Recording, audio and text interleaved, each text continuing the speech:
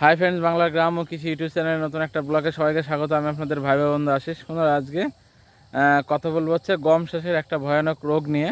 তো মূল ভিডিওতে যাওয়ার আগে বলি, ভিডিওটা যদি ভালো লাগে তাহলে অবশ্যই লাইক করবে, সমস্ত চাষিভাইদের মধ্যে ছড়িয়ে দেবে শেয়ার করে, এবং কোনো কিছু জানার থাকলে অবশ্যই কমেন্ট করবে। আর একটা বিষয় বন্ধুরা, কৃষিকাজে ব্যবহৃত বিভিন্ন ধরনের কীটনাশক, ফাঙ্গিসাইড থেকে শুরু করে বিভিন্ন কিছু যদি আপনাদের দরকার পড়ে তাহলে অবশ্যই যোগাযোগ করবেন।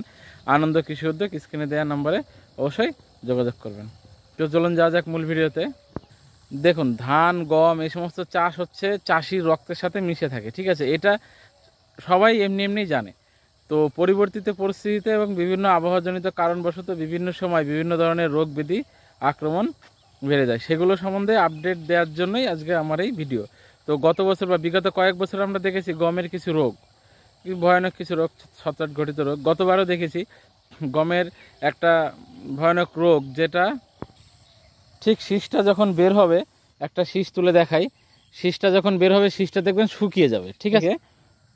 মানে পচ লাগবে, আপনি বুঝতেও পারবেন না, দেখবেন গমের শীষটা ওপর দিক থেকে শুকিয়ে এসে গমটাই পুরো নষ্ট হয়ে যাচ্ছে। তো এইভাবে আস্তে আস্তে একটা দুটো করতে করতে আপনার ফসলে ব্যাপক পরিমাণে ক্ষতি হয়।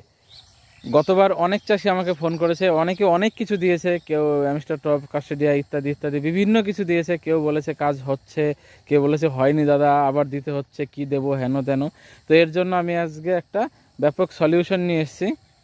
গতবার আমি ব্যাপক ভারে এটা ব্যবহার করিয়েছি, আমার আশেপাশে যারা ছিল তাদের পুরোপুরি ভালো হয়েছে। এবং এই একটা জিনিস ব্যবহারের বন্ধুরা, শুধুমাত্র গমের এই ভয়ানক রোগটাই যাবে না, সঙ্গে সঙ্গে গমের ফলনেও 20 থেকে 15% বৃদ্ধি পাবে। এই টাইমে আপনাকে ব্যবহার করতে হচ্ছে জোয়ালা।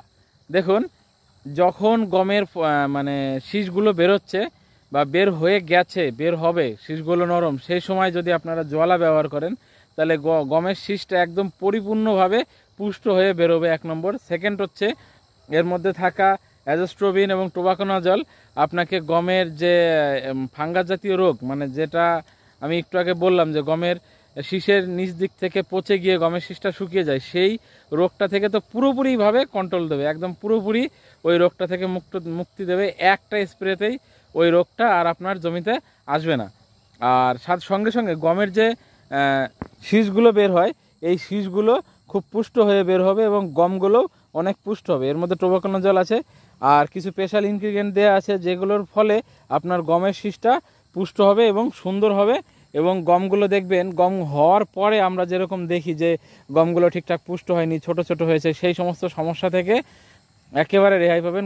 যে গমগুলো আপনার হবে সেগুলো একদম পরিপুষ্ট হবে, পুষ্ট দানা হবে এবং গমের ফলনও ভালো হবে, গমও রোগমুক্ত থাকবে। আপনারা যদি ভাবেন যে এর সাথে আপনারা বিভিন্ন টাইপের ভিটামিন দেবেন, যেমন মিরাকুলান, ফাইটোজাইম, এই সমস্ত পিজিআরগুলো দেবেন, বা আপনার গমটা দুর্বল আছে, ভালো কোনো ভিটামিন দিতে চান, তাহলে এর সাথে দিয়ে স্প্রে করতে পারেন। এর সাথে আঠা দিয়ে দুপুরের দিকে স্প্রে করবেন, কারণ ফাঙ্গিসাইড দুপুরের দিকে স্প্রে, মানে এখন তো রোদের তাপমাত্রা কম, দুপুরের দিকে স্প্রে করা ভালো। দুপুরের দিকে স্প্রে করলে ফাঙ্গিসাইডের কাজটা ভালো হয়।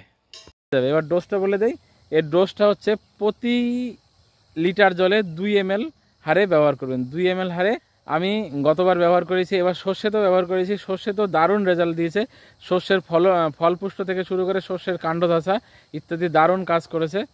আর 2 বছর ধরে আমি এটা ট্রায়াল দিয়েছি, 2 বছর ধরে ব্যবহার করছি। যারা ব্যবহার করেছে তারা দারুণ রেজাল্ট পেয়েছে। আপনারা ব্যবহার করে দেখতে পারেন, দারুণ রেজাল্ট পাবেন। গমের ক্ষেত্রে তো এটা একদম রামবান। কৃষিকার্যে ব্যবহৃত বিভিন্ন ধরনের ওষুধপত্র যদি দরকার পড়ে তাহলে অবশ্যই যোগাযোগ করবেন। আনন্দ কৃষি উদ্যোগ, বেথুয়াডারি, খিদিরপুর, নদিয়া জেলা। তাহলে বন্ধুরা আজকে এই পর্যন্ত। পরবর্তীতে দেখা হবে অন্য কোনো সময় অন্য কোনো ভিডিওতে। ততদিন সবাই ভালো থাকবেন, সুস্থ থাকবেন, আপনারা ভালো থাকুক, আপনাদের পরিবারের সকলে ভালো থাকুক, আপনাদের সবজি ফসল ভালো থাকুক, এই আশাই রাখি। বাই।